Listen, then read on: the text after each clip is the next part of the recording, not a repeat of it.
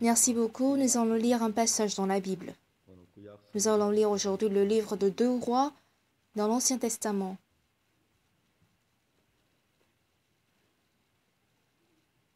Deux Rois chapitre 4 à partir du verset 1.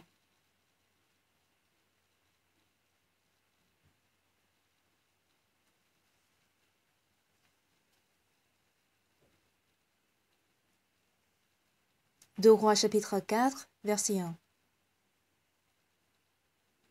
Une femme d'entre les femmes des fils des prophètes cria à Élisée en disant : Ton serviteur mon mari est mort, et tu sais que ton serviteur craignait l'Éternel. Or, le créancier est venu pour prendre mes 2 enfants et en faire ses esclaves. Élisée lui dit : Que puis-je faire pour toi ? Dis-moi, qu'as-tu à la maison ? Elle répondit : Ta servante n'a rien du tout à la maison qu'une vase d'huile. Et il dit : Va demander au dehors des vases chez tous tes voisins, des vases vides, et n'en demande pas un petit nombre. Quand tu seras rentré, tu fermeras la porte sur toi et sur tes enfants, tu verseras dans tous ces vases, et tu mettras de côté ceux qui seront pleins. Alors elle le quitta, elle ferma la porte sur elle et sur ses enfants, il lui présentait les vases et elle versait. Lorsque les vases furent pleins, elle dit à son fils : Présente-moi encore un vase. Mais il répondit : Il n'y a plus de vase, et l'huile s'arrêta. Elle alla le rapporter à l'homme de Dieu, et il dit : Va vendre l'huile et paie ta dette, et tu vivras toi et tes fils de ce qui restera. J'ai lu jusqu'au verset 7.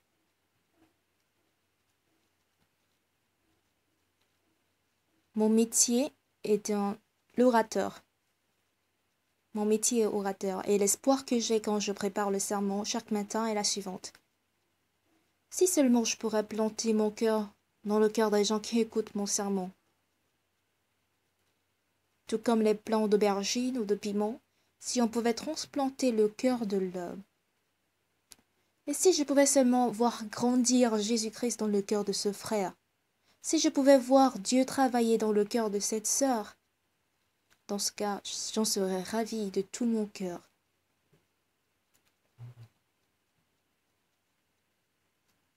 Franchement, en printemps, les laboureurs achètent divers plants pour planter soit les fleurs ou soit les piments, d'autres différentes plantes. Et quand ces plantes poussent et portent de beaux piments, on est joyeux. C'est ainsi qu'est formé le cœur de l'homme. Si vous plantez dans votre cœur la foi de Jésus, j'ignore si ça prendra 1 ou 2 jours, mais si cette foi grandit en vous, porte des fleurs et porte des fruits, je suis certainement persuadée que Jésus travaillera en vous et il deviendra en vous une source d'une très grande force. Si je regarde dans la Bible, les passages y concernant sont très récurrents. Par conséquent, je souhaite me préparer mieux d'avance pour que vous puissiez porter des fruits. Je voudrais aussi que Jésus-Christ grandisse en vous et non vous-même pour qu'il fleurisse et porte des fruits. Par conséquent, votre vie sera prospère et heureuse lorsque vous porterez des fruits. J'ai souvent parlé de la femme des fils des prophètes. J'en ai répété plus de 100 fois la même chose. De surplus, je crois qu'il y aurait parmi vous des gens qui penseraient « Ah, c'est parce qu'aujourd'hui, le pasteur n'a rien à prêcher. » Honnêtement parlant, Dieu a quelque chose dont il voudrait nous exprimer du cœur. Dans ce passage, il y a quelque chose dont Dieu voudrait vraiment nous exprimer. Et je me demande si je vais réussir à vous le transmettre correctement. Alors, la femme du fils de prophète s'avance au prophète Élisée et elle lui dit, Ton serviteur mon mari est mort, et tu sais que ton serviteur craignait l'Éternel. Or, le créancier est venu pour prendre mes 2 enfants et en faire des esclaves.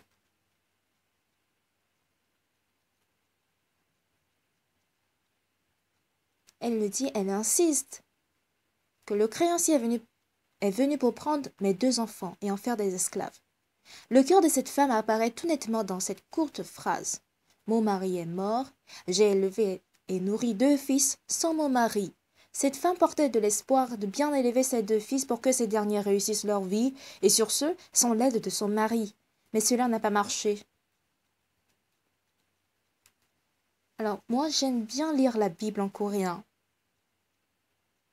Surtout, j'aime la version coréenne revue et corrigée.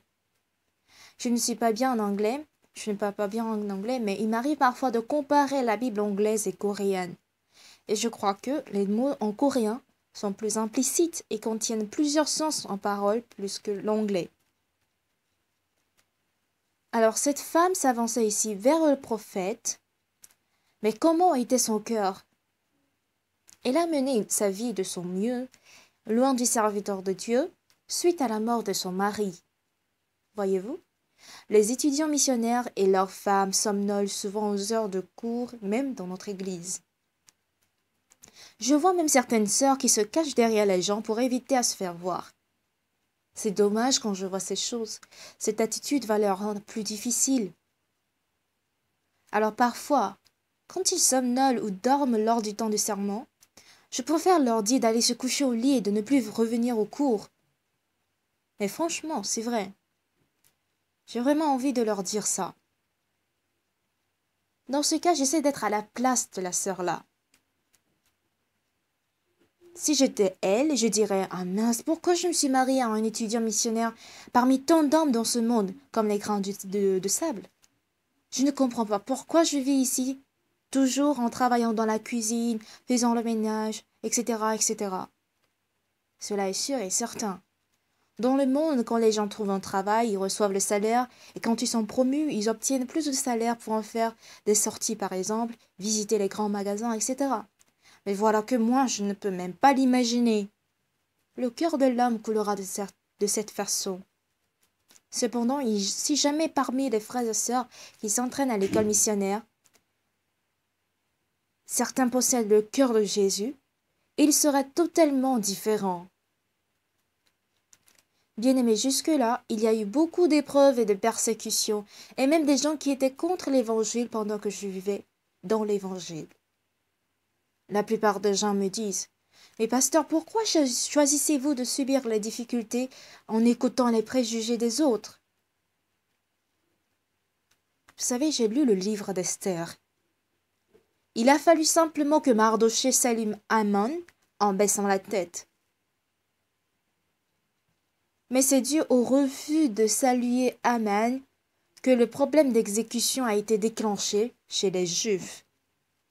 Il semble au départ que ce problème a surgi parce que Mardochée n'a pas salué Haman. Mais c'est précisément le plan de Satan, de telle sorte que Dieu a renversé les choses en fin de compte en tuant Haman et en établissant au contraire Mardochée. À l'inverse, le fait de lire la Bible et prier semble ennuyant. Et surtout, ce que nos pasteurs détestent le plus, c'est quand on les appelle pour une reformation. Ils ont du mal à l'accepter si on leur dit de suivre de nouveau la formation missionnaire. Et disent « Je préfère démissionner que de suivre encore une fois la formation. » Et en réalité, il existe des pasteurs qui démissionnent. Pourquoi détestent-ils la reformation? Pourquoi? Parce qu'ils le considèrent en fait exactement comme une reformation proprement dit, c'est-à-dire comme une reprise de la formation déjà suivie. Ils se croient comme des gens qui sont normalement indignes de suivre une nouvelle formation. Si les pasteurs portent le cœur de faire accroître leur foi à travers la reformation, parce qu'ils en manquent, leur attitude ne peut que changer. Je manque dans tel ou tel domaine, mais Dieu m'accordera certaines choses et travaillera en moi. Si c'est le cas, combien de ces pasteurs pourront changer? En réalité, de nombreux gens lisent la Bible. Pourtant, le monde de leurs pensées sont trop vastes au point où la Bible se répétisse dans leur cœur et ils n'arrivent pas à avoir la foi en la merveilleuse parole de Dieu. La plupart de ces gens ne pensent que vaguement. Alors ce matin, nous avons ensemble noté dans 2 Rois chapitre 4 les miracles des vases qui se remplissent par l'huile quand la femme d'un des fils du prophète était en difficulté. Ce matin, nous avons ensemble lu cette parole, mais certains parmi vous pourront penser, ah, c'est vrai, le pasteur a donné un très bon sermon. Ça me servira à quelque chose, ce sermon d'aujourd'hui. Mais combien d'entre vous auront effectivement la foi en lisant ce passage? Une foi selon laquelle, ah, est-ce vraiment vrai? De tels miracles arrivera-t-il aussi dans ma vie? Ah, si j'ai la même foi que cette femme, c'est sûr qu'il m'arriverait de pareilles choses. Dans ce cas, je verrai aussi le travail de Dieu. Alors tous mes problèmes de dette par exemple, seront résolus. Mes fils ne seront pas vendus comme esclaves des créanciers. Je vivrai désormais en abondance sans aucun manque. Combien de gens parmi vous auront ce type de foi? Je ne sais pas comment vous lisez ce passage, mais une chose est sûre, c'est que Dieu attend quelque chose de vous. Dans 2 Rois chapitre 4, l'Éternel vous dit, voici ce que j'écris pour vous. Lisez-le. Alors quand la femme d'un des fils du prophète était en difficulté et qu'elle a cru en la parole du prophète, son problème ne s'est-il pas résolu? N'as-tu pas des soucis pour tes dettes, des frais de vie, alors que tes filles sont sur le point d'être vendues comme esclaves? Alors essaie d'avoir la foi à obtenir la bénédiction. C'est pour ce but précis que Dieu a écrit cette Bible. Dieu n'a pas écrit ceci pour qu'on reste bras croisés et dire « Ah bon, que cette femme ait la foi? Pas vrai ?»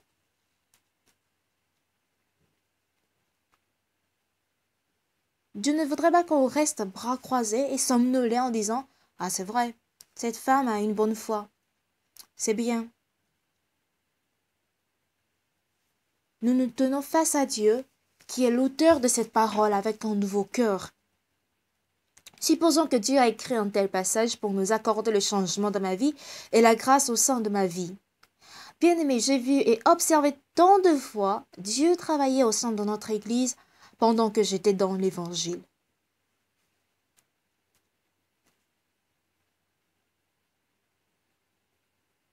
Est-ce que vous êtes d'accord avec moi?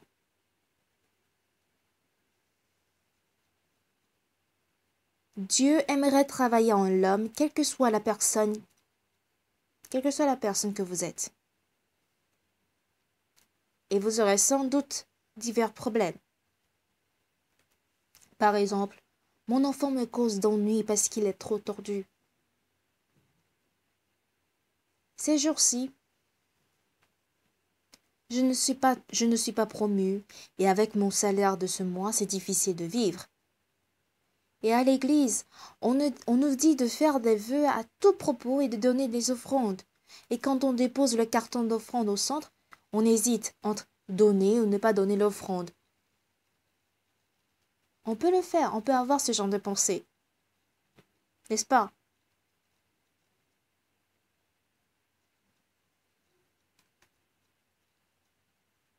Vous savez, hier, un des frères aînés de l'église a témoigné qu'il travaillait comme vendeur de poulets frits. Quand il a reçu une commande un jour, il a pris la moto et il a monté dans l'immeuble. Et quand il a monté l'étage, l'homme qui ressemblait au patron lui avait accueilli en disant « Ah, j'ai laissé un chèque de 100 $ aux enfants qui sont dans la chambre d'à côté, donc de lui donner la monnaie. Donnez-moi la monnaie. » À mon avis, ce frère-là est un frère qui vit le plus heureux des fidèles de l'église de Gangnam. Puisqu'il ne pense pas si profondément, il n'y a pas de quoi se mêler la tête. Il lui a alors rendu à ce patron, sans aucun doute, la monnaie, en enlevant le prix du poulet. Mais quand il est entré dans la chambre, il n'y avait personne.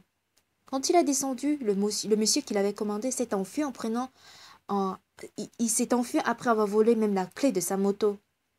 Telle chose pourrait nous arriver aussi dans la vie.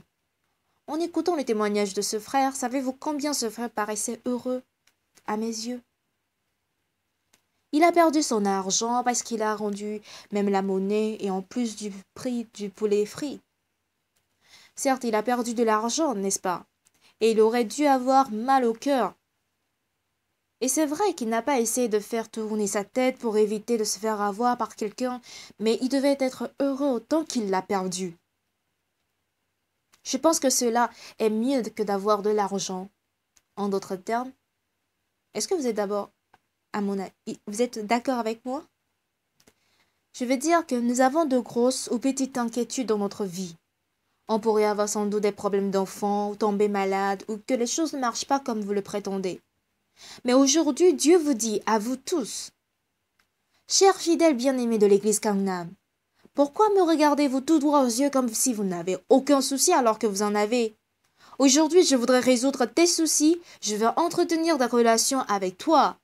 En plus, j'aimerais t'aider. J'espère que tu m'aideras et que tu agisses ainsi. Écoutez, répondez-moi. Dieu voudrait vraiment travailler ainsi et c'est ce qu'il nous dit. Comme la femme Sarepta, non, excusez-moi, comme la femme des fils de prophètes. Je me trompe toujours entre les deux femmes qui apparaissent dans Deux Rois. Ce n'est pas la femme Sarepta, mais la femme des fils de prophètes. Alors, c'est bien la femme des fils de prophètes, d'accord? Alors Dieu vous fera pareille chose quand il l'avait fait à cette femme. Il vous fera la même chose à vous aussi ce matin. Non pas seulement dans Deux Rois, chapitre 4 de l'Ancien Testament, mais dans un recueil de vos témoignages. Dieu aimerait que les gens le lisent éternellement, de telle sorte que d'autres gens puissent aussi vous lire. Tout comme je viens d'insister plus haut, c'est Dieu qui veut en premier travailler en vous, qui que vous soyez. Dieu ne peut que travailler en vous si votre cœur arrive au même niveau que cette femme. Alors quelle serait la suite de la première expérience de la foi chez cette femme?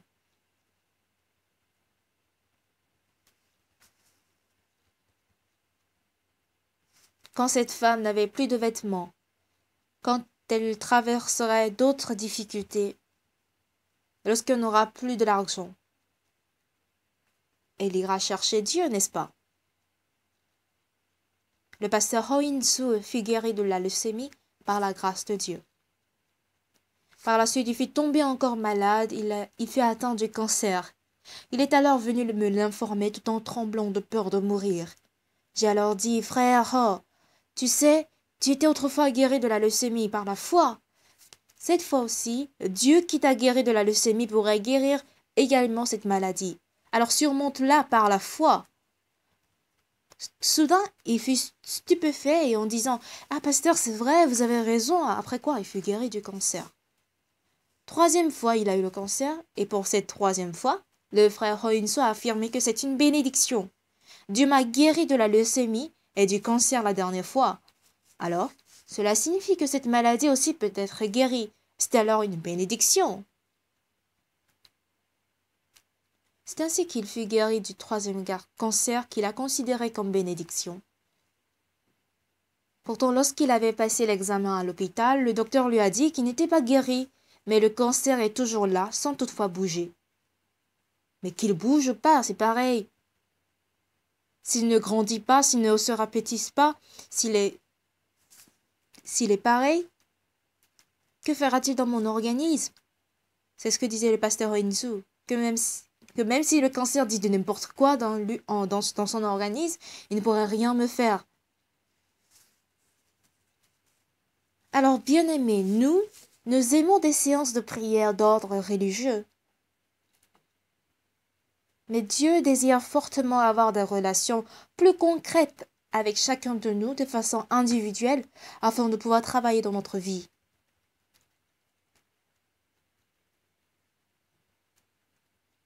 Alors, il est en train de nous montrer ce passage comme promesse qui travaillera pareillement en nous.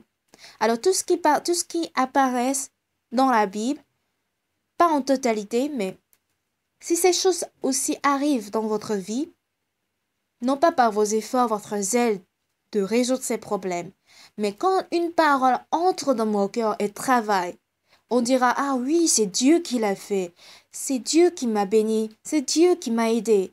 De tels cœurs doivent surgir dans votre cœur. En fait, cette femme, dans des fils de prophètes, était entrée à l'école missionnaire en suivant son mari, mais cela ne l'a pas du tout plu. Et je la comprends très bien. Cette fois-ci, lors des cours, d'enregistrement des cours sur le livre d'Évangile selon Matthieu, Je devrais faire l'enregistrement de 130 heures pendant un mois. Alors, dans le but de vite terminer l'enregistrement, j'étais parfois cupide.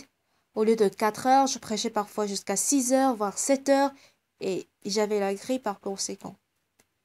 Et la majorité des étudiants missionnaires qui m'écoutent, ils somnolent. Je sais. Il est très difficile aux hommes qui manquent de foi d'écouter le sermon. Mais ce qui est plus dur avant ça, n'est autre que le fait de prêcher la parole. Si l'on n'a pas la foi, on transpire même complètement quand on prêche. Mais si une parole entre dans notre cœur et travaille, certes, je n'ai jamais visité le cœur de chacun de vous et je ne sais pas ce qui se trouve dans votre cœur, mais c'est juste une hypothèse. Supposons, dans le cœur, on a une chambre. Et dans cette chambre, les pensées que j'aime s'installent dans mon cœur, dans le cœur. C'est-à-dire la pensée selon laquelle je me dis « je dois gagner de l'argent, je dois gagner de l'argent ». Ensuite, on vient à l'église le dimanche. On a la foi, on a le pardon du péché, on est sauvé. On a aussi le désir de vivre par la foi, d'un côté. Ce cœur-là s'allume dès qu'on rentre dans la chapelle. Et après le culte, quand on sort de la chapelle, ce cœur fond. Et ça se masque, ça se cache. Alors, par après, qu'est-ce qu'on dit? Ah, je vais aller faire mes courses dans les grands magasins. Je vais manger du pizza, je vais manger... Ces diverses pensées remplissent notre cœur et on perd la foi. Une fois, j'étais allée à Yeongju avec ma femme, mon fils et ma fille. En ce moment, j'étais sur la deuxième colonne de l'autoroute de Yeongdong. Mais la route était de telle sorte que je puisse dépasser le véhicule qui était devant moi en traversant la ligne de séparation de l'autoroute. Je crois que je l'avais déjà mentionné une fois. Alors, j'étais sur le volant. Mais de derrière, le bus touristique me faisait signe de céder la place en clignotant. Mais comment puis-je le faire? La vitesse normale sur l'autoroute était de 80, mais j'avais essayé d'accélérer un peu plus. Alors le bus touristique m'a pourchassé. C'était sur l'autoroute, mais ce bus paraissait trop collé à ma voiture, à mon avis, de 3 à 4 mètres de distance. Alors je faisais attention en conduisant. Arrivé au niveau d'un tournant, oh là là, un certain monsieur courageux a dépassé la ligne de démarcation pour rouler sur le même côté que le mien. Et j'ai cru que j'étais mort en ce moment. Franchement. J'ignore même ce que j'ai fait, mais quand j'ai ouvert les yeux, j'étais toujours vivant. Je n'avais aucune pensée en tête. Mais je me suis énervée. Je ne pouvais pas laisser passer ce chauffeur du bus touristique. Alors je l'ai poursuivi, mais je ne savais pas à quel endroit me garer. Mais heureusement, le chauffeur du bus touristique m'a permis à garer derrière lui. Le chauffeur sortit du bus et me disait « Pourquoi conduisez-vous de telle manière ?» alors que ce fut moi qui suis énervée. Je ne sais pas si vous allez être éprouvé quand vous écoutez de telles paroles, mais franchement, j'étais énervée ce jour-là. Quand j'essayais de filmer mon cœur à ce moment, je n'avais pas Jésus-Christ, je n'étais même pas pasteur. Mon seul intérêt était de saisir et d'émoigner ce chauffeur de bus. Je n'étais pas tout un homme qui est fort, mais je lui avais crié dessus. Et pourquoi n'as-tu pas respecté la distance de sécurité? J'ai crié. Alors le chauffeur a répliqué. Si je ne t'ai pas heurté, cela ne signifie pas que je respectais cette loi. Hé toi! Toi là, tu ne sais pas que c'est sur l'autoroute, d'une vitesse de 100 ou 80 km par heure, la distance de sécurité est de 80 mètres? Sûrement que tu conduis le bus sans frauderie. Tu conduis le bus par frauderie, en feignant d'être un bon conducteur alors que tu ne sais même pas respecter la distance de sécurité. J'ai failli mourir à cause de toi. À ce stade, tous les passagers du bus touristique me regardaient parce que la scène leur semblait très intéressante. Alors même ma femme, mes enfants avaient peur, ils ne pouvaient même pas sortir de la voiture. Ma femme me disait « Chérie, si jamais il y avait quelqu'un qui assistait à ton séminaire dans ce bus-là ?» Et quand ma femme me disait ça, j'étais toujours énervée. J'ai failli mourir à cause de toi, chauffeur. Je ne peux pas te laisser partir comme ça. » Et arrivé à un certain moment, je me suis dit, je suis un pasteur, c'est-à-dire un homme qui croit en Jésus. Je suis arrivé jusque-là, mais comment changer de sujet tout à coup? Je sais m'énerver, me battre, mais ce jour-là, les mots comme excusez-moi, arrêtons notre discussion ne me venaient pas du tout en tête. Est-ce que vous me comprenez? Est-ce que vous avez eu de même expérience, un peu pareille, similaire que moi? Franchement, ce jour, je n'avais pas Jésus dans mon cœur. Je n'étais même pas un pasteur. J'ai failli mourir à cause de toi. Je ne peux pas le laisser tranquille. Sûrement, il est un faux chauffeur modèle. Comment peut-il prétendre être un chauffeur idéal alors qu'il ne sait pas respecter la distance de sécurité? C'est parce que nous avons failli mourir à cause de lui. Ma femme m'a empêché, disant, chérie, chérie, ça va, calme-toi. Et là, j'ai pris conscience que j'étais pasteur, quelqu'un qui prêchait l'évangile. Parfois, quand je descends de l'avion, je prends le bus pour rentrer, quelqu'un me dit « Ah, pasteur !» Et ma femme, quand elle voit ce genre de choses, elle est presque sur le point de s'évanouir. Elle me dit « S'il te plaît, tu dois prêter attention quand tu prends une voiture ou autre. Les autres te connaissent. » Elle me le dit autant de fois comme un chant. Et franchement, je ne peux pas changer cela dans mon cœur. Ah, il me faut vite mettre fin à cette affaire. Mais comment changer subitement de sujet? Je ne me rappelle d'aucun mot et je ne savais pas quoi faire. Malgré mes efforts, aucun mot ne me venait en tête et je ne savais plus quoi faire. Je transpirais. Tu crois que pasteur là? Tu te crois pasteur, mais te voilà en train de discuter avec un chauffeur sur la route. Tu es un querelleur et non un pasteur. Essaie de lui prêcher l'évangile dans le cas contraire. De toute façon, j'ai pu maîtriser mon cœur ce jour. Mais la meilleure décision que j'ai prise en maîtrisant mon cœur était la suivante. J'ai baissé ma voix et j'ai dit « Excusez-moi de vous crier dessus. Excusez-moi. Je vous souhaite bonne route pour le reste de votre parcours. » De ce fait, le chauffeur restait aussi excusé qu'il avait aussi commis beaucoup de fautes de sa part. Toute la journée, mon cœur était mal à l'aise. Et tel est le cœur de l'homme tel est le monde du cœur qui se trouve dans le cœur de l'homme. Dans votre cœur, il arrive parfois d'avoir ce cœur-ci et ce cœur-là. Parfois, on est reconnaissant de rendre le culte. Mais quand on quitte la chapelle, parfois certains qui est pressé d'entrer dans le monde, à partir du moment où on dit Amen, ils pensent au monde. Pour d'autres, leur cœur est focalisé sur la foi en Dieu. Pour certaines personnes, c'est le désir mondain qui prend place dans leur cœur, et c'est seul aux heures du culte où notre désir reste calme. C'est donc le cœur de Dieu qui sort en eux pour louer, pour prier et adorer le Seigneur. Et après tout, c'est encore le désir du monde qui le reprend. C'est seulement aux heures du culte qu'on a le cœur de louer, d'adorer le Seigneur, mais après ça, c'est zéro. Cette femme est aussi entrée dans une sorte d'école missionnaire. Elle a travaillé en tant que femme du fils de prophète. Mais elle se plaignait régulièrement parce qu'elle était difficile. Elle avait mal de l'église, elle avait marre de l'église et de lire la Bible. Et quand je prie et que Dieu paraît répondre à mes prières, j'ai certainement beaucoup de choses à raconter, mais ce serait avant tout intéressant. Mais comme il ne s'agit pas de réciter des prières de religion, on n'est pas sûr que Dieu va l'exaucer. Mais puisqu'on prie de façon blablabla, on ne peut qu'avoir sommeil. On se plaint du mari quand les choses ne marchent pas du tout. On n'arrive pas à travailler ou prier pour Dieu. La femme d'un pasteur appelé Kuan était pareille aussi. Pareille à cette femme du fils de prophète.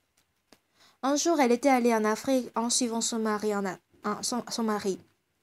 Mais elle avait vraiment détesté la vie en Afrique. Ah, regarde ces insectes. Pourquoi il fait si chaud? Pourquoi il n'y a pas de l'eau dans les toilettes? Mais regarde ces moustiques. Je suis folle, je dois rentrer en Corée là. Un jour, la mission leur a envoyé dans la jungle, d'aller prêcher l'évangile pendant 2 semaines dans la jungle. Suis-je folle pour aller là? Moi, je n'irai jamais de ma vie. et elle s'est couchée dans sa chambre. Et le soir, son mari est entré. C'est le pasteur Kim Kwang-eun. Il est vraiment un gentilhomme. Il a dit, chérie, je suis très reconnaissant. Reconnaissant de quoi? Tu sais, on nous demande d'aller à la jungle. Il y a beaucoup de gens qui parlent mieux que nous. Mais n'est-ce pas si reconnaissant d'aller à la jungle? Nous, qui ne parlons pas leur langue? Le mari était si sérieux que la sœur ne pouvait rien dire. Elle a dit, oh oui, je suis reconnaissant. Finalement, elle a suivi pour aller à la jungle. Jusqu'à Kumasi, il a pris un bus. Et depuis Kumasi, pour aller à la jungle, il n'y avait pas de véhicule. Donc, ils ont pris un genre de taxi et ils avaient roulé sur la route pendant plus de 2 heures. Et vraiment, dans la jungle, les gens avaient construit leur maison à base du bois. Il n'y avait qu'une trentaine de foyers qui vivaient dans le jungle. Et jamais les étrangers blancs n'étaient venus dans ce village. Donc quand les petits-enfants avaient regardé les Coréens qui n'avaient pas la peau noire qu'eux, ils étaient très curieux en touchant leur figure, le visage et leurs mains. Et parfois, à cause du séminaire, les gens leur apportaient de la banane, de la papaye, de la pomme de terre, etc. Et un jour, le frère qui les a invités avait dit, pasteur, je suis reconnaissant, mais je m'excuse à la fois. Je n'ai rien à vous donner. Vous voyez, ce papayer, qui a beaucoup de fruits, appartient à ma femme.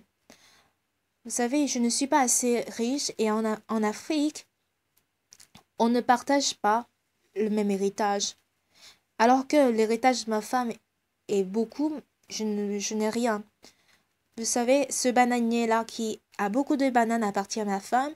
Et celui-là, ce bananier qui n'a presque pas de fruits m'appartient. Et les cocotiers qui a beaucoup de noix de coco appartiennent à ma femme. Alors que ce cocotier qui n'a pas de fruits m'appartient.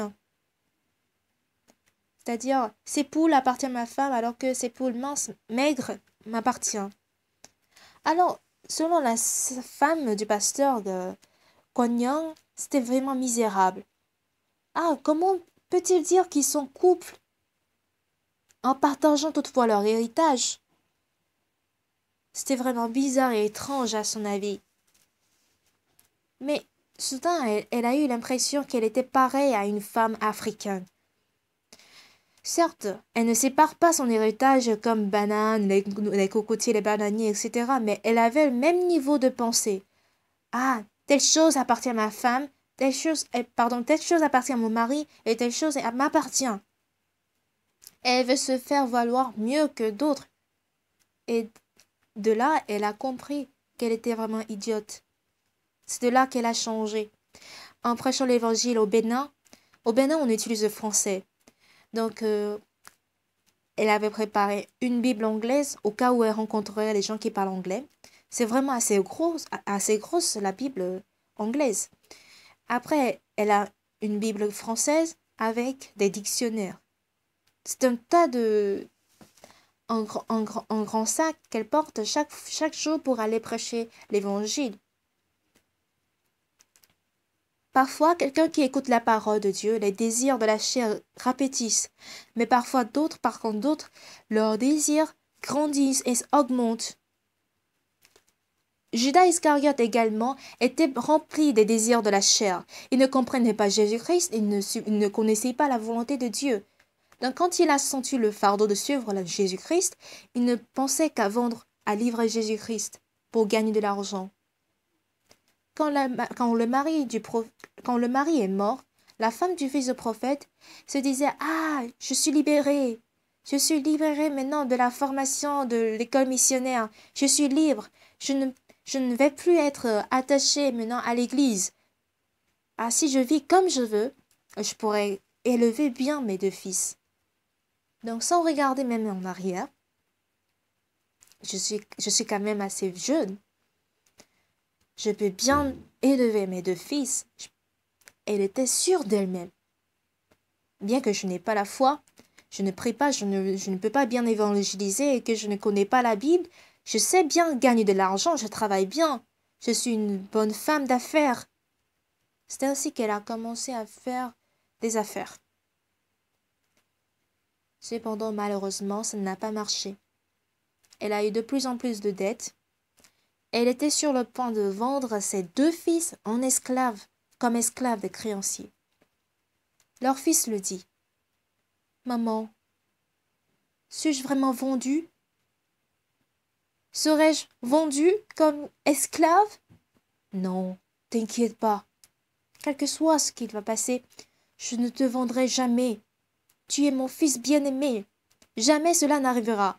T'inquiète pas, nous vivrons ensemble. Oui, maman, on doit vivre ensemble. Sans toi, je ne peux vivre. Je dois rester avec toi. Non, alors t'inquiète pas. Elle fait endormir son fils et elle pleure. Elle se plaint de son mari. Elle se plaint d'être mariée à cet homme. Mais les plaintes ne pourront pas résoudre sa situation. Quelques jours après, les créanciers viennent.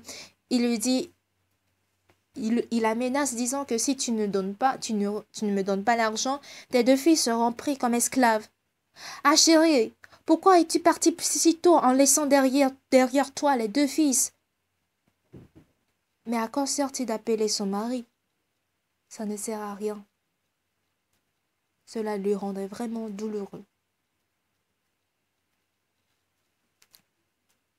Un autre cas, si on n'est pas vraiment en difficulté, on ne pense pas nous approcher, nous avancer vers Dieu.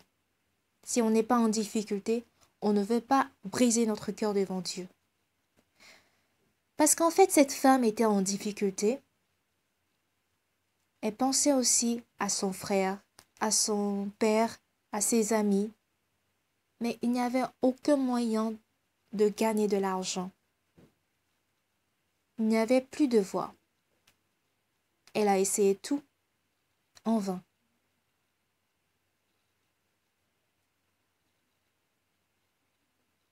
Et finalement, la décision prise était d'aller voir l'homme de Dieu.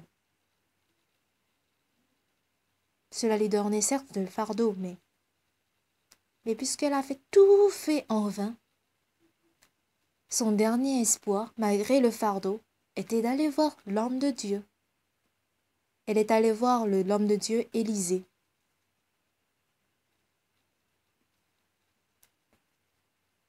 Il y avait une sorte d'école missionnaire chez les prophètes. Aujourd'hui, la plupart des gens, et de nombreux gens en fait, souffrent en difficulté parce qu'il n'y a pas de l'Église, parce qu'il n'y a pas de serviteurs, parce qu'il n'y a pas Dieu. Il y a tant de gens qui souffrent aujourd'hui sans trouver la grâce de Dieu et ne savent pas où aller. Mais dans cette Église, Dieu est certainement en train de travailler. Et au sein de cette Église, il y a des frères et sœurs de l'Église, un serviteur de Dieu, et sûrement Dieu travaille dans cette Église. C'est pourquoi l'Église est précieuse. J'ai vraiment voulu que l'Église soit établie dans mon village natal, Sansan. Mon frère a été sauvé quand j'étais en armée en 1965. Il était très heureux. Chaque jour, il lisait la Bible. Il était complètement changé. En revanche, il n'y avait pas d'église à Sansan, là où mon frère habitait. Pour aller à l'église, il fallait marcher ou aller jusqu'à une ville lointaine. Et un jour, mon frère s'est disputé avec sa femme. Et de là, il a eu une déception. Et il était déçu de la foi. Si seulement il y avait un pasteur à l'église de Sansan, s'il y avait seulement un pasteur qui pouvait l'entretenir, la foi de mon frère pourrait être rétablie. Mais la foi de mon frère en ce moment était brisée, jusqu'au moment où il était sur le point de mourir à cause du cancer. Je l'avais vu souffrir tellement avant de mourir. J'ai vraiment prié à ce que l'Église soit établie dans village natal. Toutes les terres, tous les terrains de mon père appartenaient désormais à mon frère. Mais après tout, j'ai demandé à ma belle-sœur de me donner ce terrain-là. Et c'est dans ce terrain-là qu'on a construit notre chapelle. Et aujourd'hui, quand cette église est établie à Sonsan, j'étais très reconnaissant parce que un de mon ami, il y a quelques jours, un de mes amis était sauvé et venait à l'église régulièrement. Cela m'a rendu vraiment reconnaissant. Dans ce monde, beaucoup de gens souffrent dans les douleurs, dans le désespoir et dans la tristesse parce qu'il n'y a pas l'église, parce qu'il n'y a pas Dieu et parce qu'il n'y a pas un endroit où lequel obtenir l'espoir. Dans ce cas, beaucoup de gens sont troublés, ils se suicident. Mais à vous, il y a l'église. Aimez l'église, croyez et ayez confiance à l'église, soyez avec l'église. Quelles que soient vos difficultés, venez à l'église et écoutez la parole.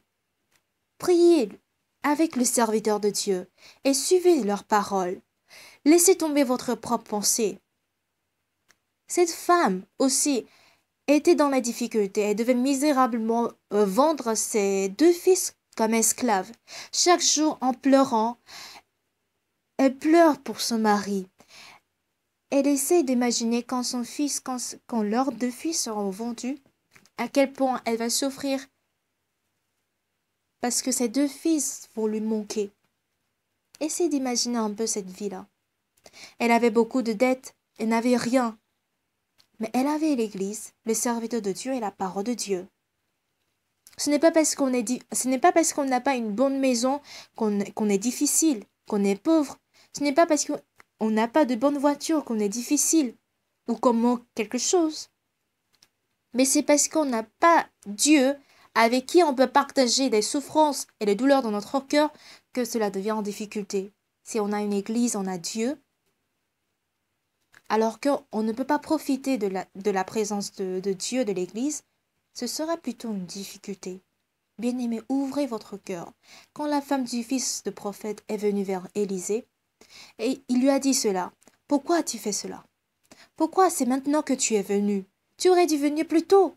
Ne t'ai-je pas dit de vivre par la foi ?» Il ne lui a pas reproché du tout.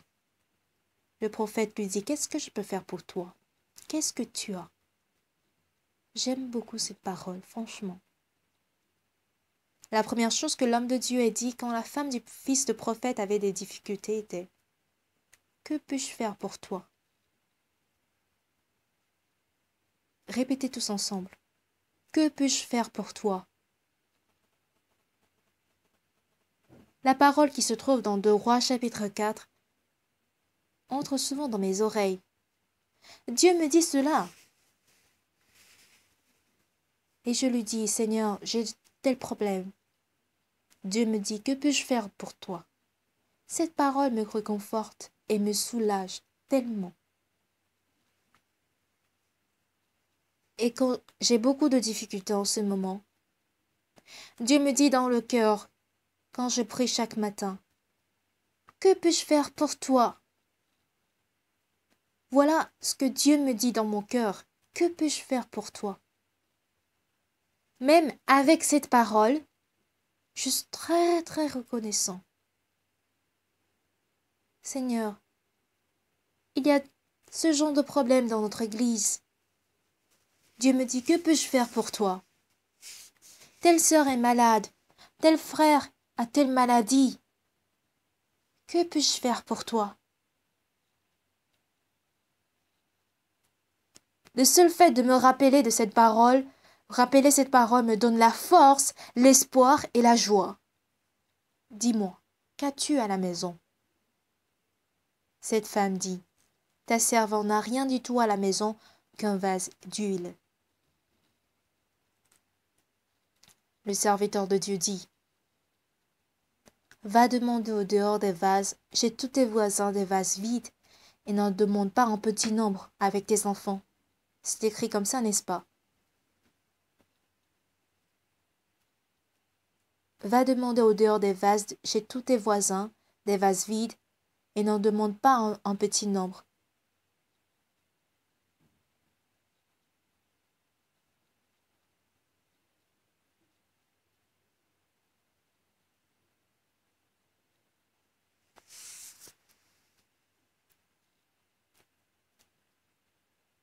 Parce qu'il y a un cœur de vouloir aller à l'encontre de Dieu dans notre cœur. Quand on écoute la parole, on se dit oui, c'est vrai. C'est vraiment bien. On ne réagit pas comme cela. Plutôt, on se dit, est-ce que cela a du sens? Le pasteur dit toujours cela. Il peut dire cela parce que ce n'est pas sa situation. Ce genre de cœur se produit souvent. Quand vous écoutez ou lisez la parole, enlevez le cœur de s'opposer à la parole afin que ces cœurs ne puissent pas s'installer en vous. Et élevez plutôt la foi envers Dieu. Cette femme était entraînée par ses pensées. Elle avait vécu suivant toujours ses pensées. Si seulement elle avait abandonné ses pensées. Si seulement la parole de Jésus-Christ et la part de Dieu étaient entrées dans son cœur. Si seulement elle avait fait cela, elle aurait le même cœur que l'Église de Dieu. Car son cœur était totalement différent de celui de l'Église de Dieu, et ne pouvait ni abandonner ses pensées, ni suivre la parole de Dieu. Après avoir abandonné la parole de Dieu, elle a fini par sortir de l'Église, vivant selon ses pensées. Quand elle vivait ainsi, ses enfants étaient obligés d'être vendus. C'était la situation de cette femme. La parole de Dieu dit, va demander au dehors des vases chez tous tes voisins, verse l'huile que tu as dans ces vases-là. Cette femme pense ainsi. L'homme de Dieu, comment cette huile est dans cette petite vase pourrait-elle remplir ces vases nombreux? Est-ce que j'aurais besoin de tous ces vases-là? Cela n'a pas de sens. Cette pensée aurait pu surgir dans leur cœur. Pourquoi il me dit de verser cette petite quantité d'huile dans plusieurs vases? Est-ce possible? Qu'est-ce qu'il veut que je fasse? Est-ce que je dois mettre une goutte d'huile dans chaque vase? L'homme de Dieu est toujours intransigeant, toujours il dit des choses bizarres. C'est pour cela qu'on dit que vous êtes hérétique. C'est pour ça qu'on nous appelle hérétiques. Notre pasteur n'a pas beaucoup de connaissances. C'est comme s'il fermait ses yeux. Il n'en connaît rien. Il ne sait pas comment l'Église va devenir. Il ne connaît même pas notre cœur non plus. Satan insère ce genre de cœur en nous. De temps en temps, il nous semble que c'est vrai, c'est la vérité. Cette femme avait raison. Parfois, on a ce cœur, ces genres de pensées. Jusqu'aujourd'hui, je suivais ma propre voie.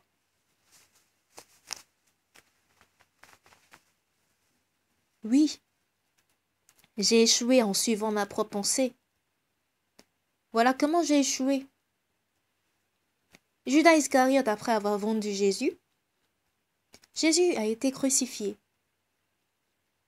En ce moment-là, Satan lui dit, « Tu as vendu Jésus. Tu iras en enfer. Il vaut mieux mourir. Meurs, meurs vite. »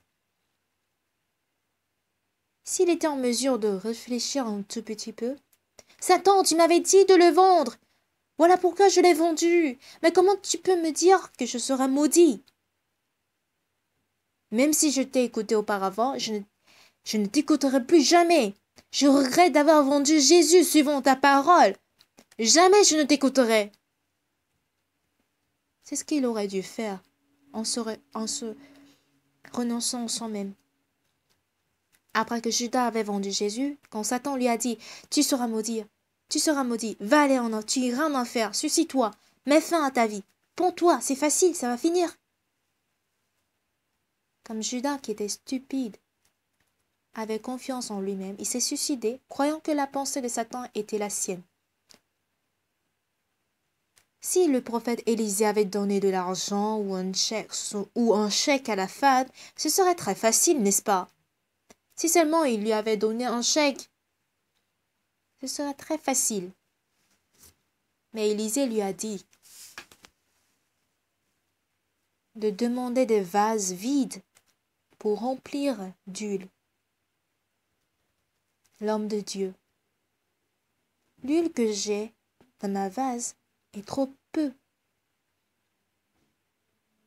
Mais qu'est-ce qui se passera si je le verse dans des vases? Si je la verse dans des vases? Elle était sur le point de dire cela. Même si je verse cette huile dans d'autres vases, rien ne changera, cela ne sert à rien. Mais elle était surprise.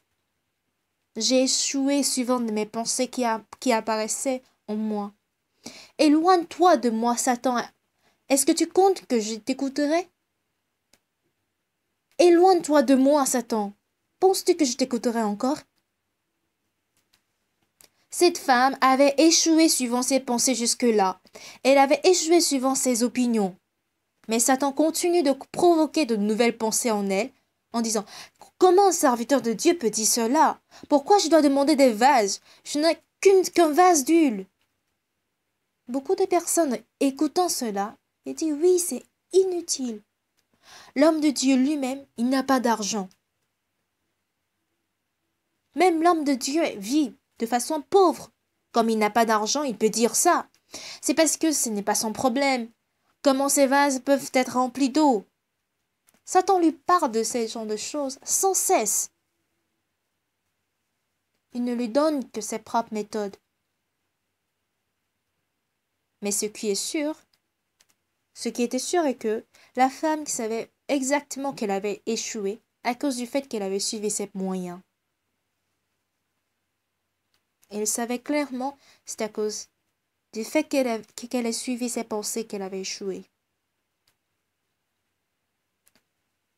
J'ai échoué en suivant cette foi. Je ne t'écouterai plus jamais.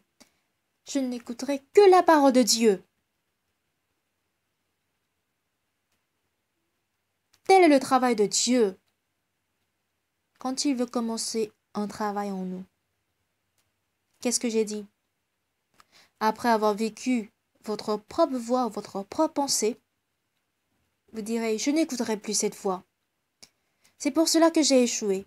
C'est parce que je l'ai suivi que j'étais en difficulté. Je n'écouterai plus cette voix. Je vais écouter désormais la parole de l'homme de Dieu.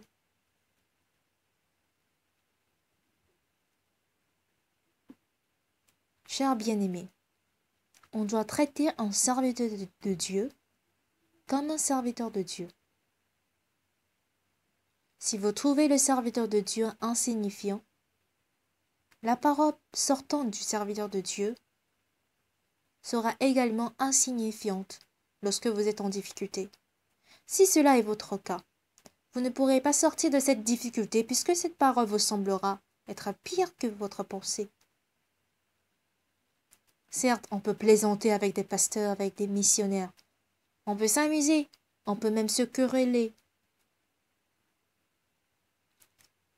En revanche, quand le serviteur de Dieu prêche la Bible, notre attitude doit changer tout d'abord. Comme ce n'est plus ce serviteur qui parle, mais Dieu qui parle, on ne doit jamais parler de ce serviteur. On ne doit jamais commenter au sujet de ce serviteur. Si vous dites que la parole ne vous convient pas ou que la parole ne peut pas être raison, vous ne pouvez jamais mener votre vie spirituelle. Même aux yeux de cette femme, la parole d'Élisée n'avait pas de sens, n'est-ce pas? Avec un vase d'huile, si on vous dit de demander de le verser dans d'autres vases, cela n'a pas de sens, n'est-ce pas? Mais cette femme, elle a considéré la parole d'Élisée comme une parole de Dieu, donc elle a cru. C'est dans ce moment-là que Dieu a commencé à travailler. Elle a déposé des vases vides par terre, elle a fermé les portes et versé de l'huile dans ces vases. L'huile n'a pas cessé de remplir ces vases. Pour la première fois de sa vie, cette femme a connu la puissance de Dieu. Elle a expérimenté le travail de Dieu dans sa vie. Elle a reçu la grâce de Dieu pour la première fois de sa vie. Chers frères et sœurs de l'église de Gangnam, Est-ce que vous expérimentez la puissance de Dieu dans votre vie? Est-ce que vous savourez le travail de Dieu en vous? Est-ce que vous voyez Dieu travailler en vous? Je vous prie d'accepter la parole du serviteur de Dieu par la foi, comme cette femme. La parole du serviteur de Dieu est simple. C'est en ce moment-là que Dieu commence son travail. C'est en ce moment que la puissance de Dieu apparaît. Vous aurez beaucoup de témoignages sur les travaux de Dieu. Oui, c'est ça, c'est vrai.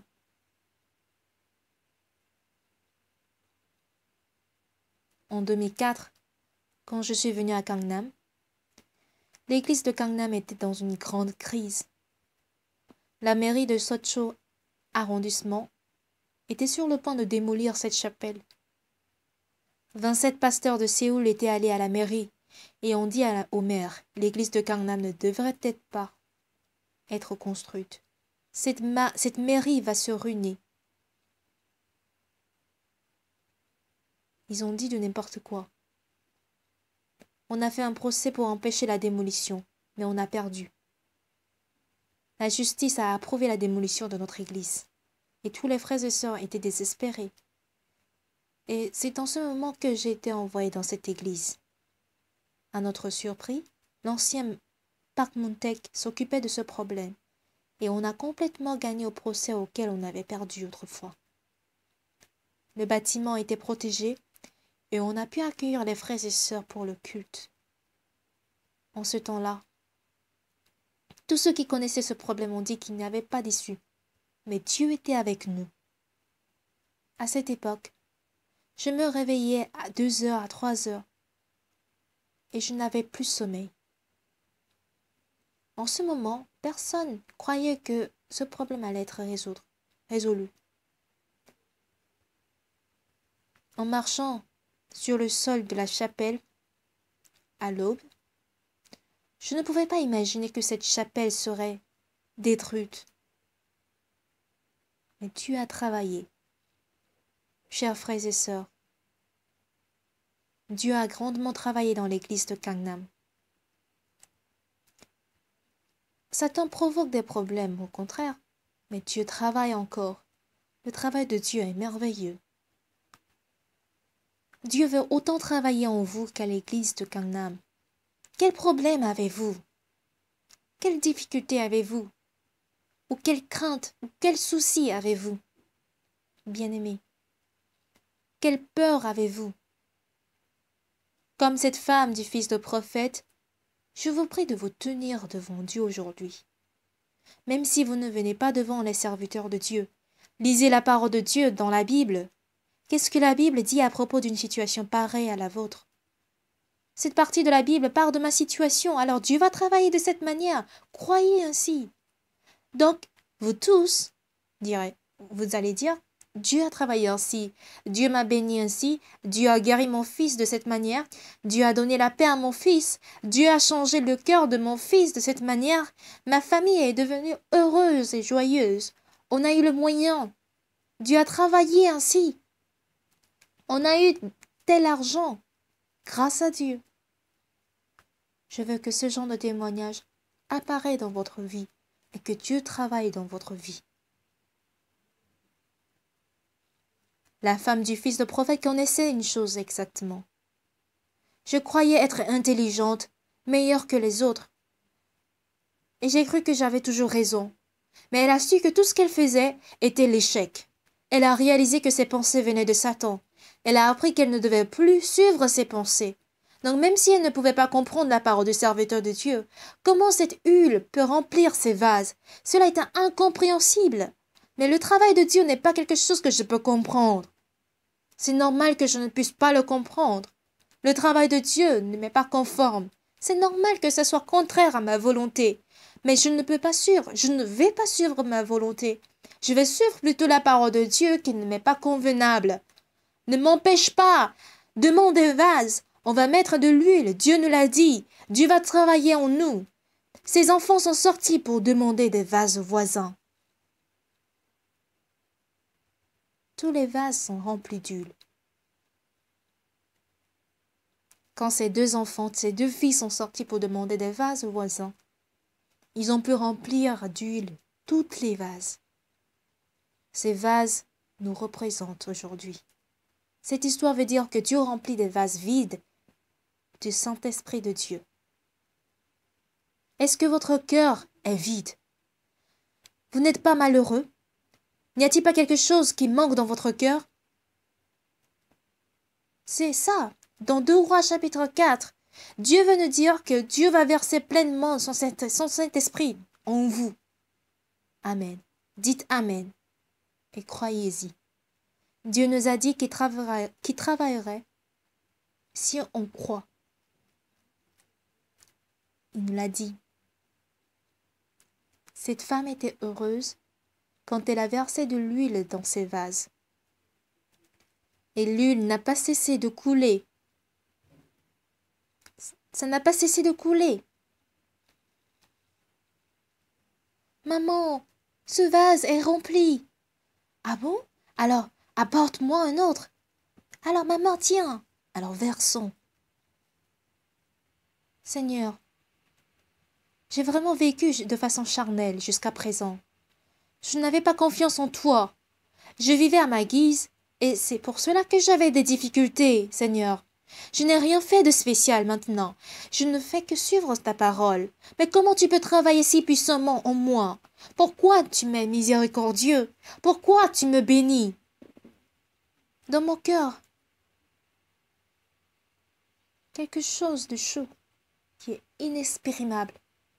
À moi qui pense être bien, intelligent et qui suis toujours mon moyen après avoir abandonné Dieu. Moi qui suis stupide. Comment tu peux m'accorder la grâce? Seigneur, maintenant mes 2 enfants ne seront plus vendus en tant qu'esclaves. Tu nous as donné un nouvel espoir. Dieu, tu es notre tout. Je vais vivre désormais pour toi. Je vais te confier quoi que ce soit. Le cœur de cette femme a changé de cette manière. Aujourd'hui et ce matin, Dieu veut vous remplir dans le cœur de tous les frères et sœurs. Chers frères et sœurs, vous devrez être différents des fidèles des autres églises. Vous devrez être ceux dont Dieu travaille dans le cœur. Pour que Dieu travaille, il faut abandonner votre pensée et accepter la parole de Dieu. Si vous l'acceptez, votre cœur sera changé en celui de Dieu. La parole va vous manquer, vous serez joyeux, vous aurez envie de vivre pour l'évangile, vous voudrez vous sacrifier, vous voudrez aussi vous donner à Dieu pour vous donner cette vie prospère. Dieu a écrit 2 Rois chapitre 4. Dites Amen. Oui. Disons ensemble Amen. Amen. Je veux vraiment voir Dieu travailler en vous. Pasteur, la personne à qui j'ai prêché l'évangile est sauvée. Pasteur, j'ai échangé avec mon ami et son cœur a changé. Après avoir prié, je suis vraiment guéri de la maladie. Pasteur, Dieu a résolu ce problème. Dieu a travaillé en moi, il m'a donné la joie. Dieu veut que vous témoigniez ainsi. De même que moi. C'est ce que je veux entendre. Frères et sœurs bien-aimés, Dieu est en train de travailler en vous. Vous n'êtes pas parfait, certes. Vous pouvez vous tromper, vous pouvez commettre un crime, vous pouvez commettre des erreurs. Mais la raison pour laquelle Dieu peut suffisamment travailler en vous, c'est que Dieu a effacé tous vos péchés à travers le sang de Jésus. C'est aux yeux de Dieu, vous êtes saints et vous êtes justes, non pas méchants ni sales. C'est pour cela que Dieu peut travailler en vous. Quiconque sont sauvés sont qualifiés d'avoir toutes les conditions pour lesquelles Dieu travaille. Croyez-y maintenant, ne soyez pas désespérés sans la foi. Élevez le nom du Seigneur à haute voix.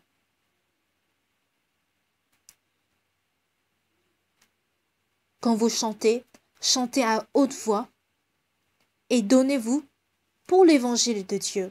Donnez votre cœur, donnez votre temps pour Dieu. Dieu travaille librement à travers moi et non les autres. Je ne peux plus, je ne veux plus vivre comme ça. Je veux vivre en tant que Jésus. Je veux que toute la puissance de Jésus apparaisse à travers moi et que notre tout soit fait par Jésus. Ayez ce cœur. Dites-moi Amen. Dieu prend plaisir à travailler ainsi. Et quand vous dites Amen, Dieu dit oui. C'est ce que je voulais entendre. Jusqu'à présent, tu sais que tu disais que Dieu ne travaille pas dans ta vie. Tu disais que la prière ne servait à rien. Tu as encore ce cœur-là, n'est-ce pas? Abandonne ce cœur et écoute-moi, je vais travailler en toi. La femme s'est approchée d'Élisée. Élisée a dit, acquitte-toi avec l'argent que tu auras en vendant cette huile. Le reste est pour toi et pour tes enfants. Souvent, très souvent, je ressens l'amour de Dieu. Dieu m'aime beaucoup. Il m'aime tellement. Vous êtes très occupé au monde, n'est-ce pas? Vous n'avez pas de temps pour penser à réfléchir à Jésus, n'est-ce pas? Vous êtes très souvent énervé pour être occupé, n'est-ce pas? Donc vous vous laissez des soucis et la crainte dans votre cœur. Désormais, pensez à Jésus. Écoutez la voix de Jésus qui vous aime. Croyez que Jésus travaillera en vous. Présentez toutes choses devant Jésus et causez avec lui. Croyez que Jésus vous dit. Je veux que Jésus, qui veut beaucoup travailler en vous, travaille désormais à travers vous, pour que vous receviez de grandes grâces. Nous allons prier ensemble.